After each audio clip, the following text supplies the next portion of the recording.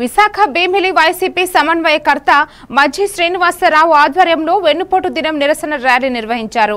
వేల మందితో పాదయాత్రలో సాగి దారి పొడుగునా కూటమి ప్రభుత్వ పాలనను అంటగడుతూ ప్లకార్డులు చేతబట్టి నిరసనలతో వైసీపీ శ్రేణులు హారెత్తించడం చేశారు. కూటమి పాలనలో రెడ్ బుక్ పాలనకు అదుపు లేకుండా పోయిందని అన్నారు. అన్నదాత సుఖీభవలో రైతులకు ఏడాదికి ఇవ్వాల్సిన 20,000 రూపాయలు ఆటకెక్కించారని మజ్జి శ్రీనివాసరావు అన్నారు.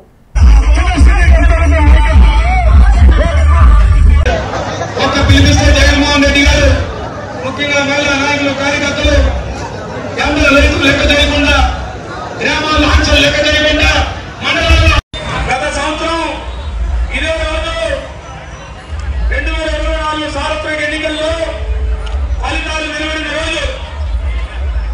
మరి ఇలాంటి రోజుని ఎన్నికల్లో అనేక అబద్ధ హామీలు మోస హామీలు చెప్పి సంవత్సర కాలం పరిపాలన చేసి ప్రజలందరినీ కూడా మోసం చేసిన ఘనత ఈ కూటమి ప్రభుత్వాన్ని అని చెప్పి మరి దీని ద్వారా ఈ విషయాన్ని ఈరోజు ప్రతి నియోజకవర్గ కేంద్రంలో ఒక నిరసన ర్యాలీని చేపట్టి పెద్ద ఎత్తున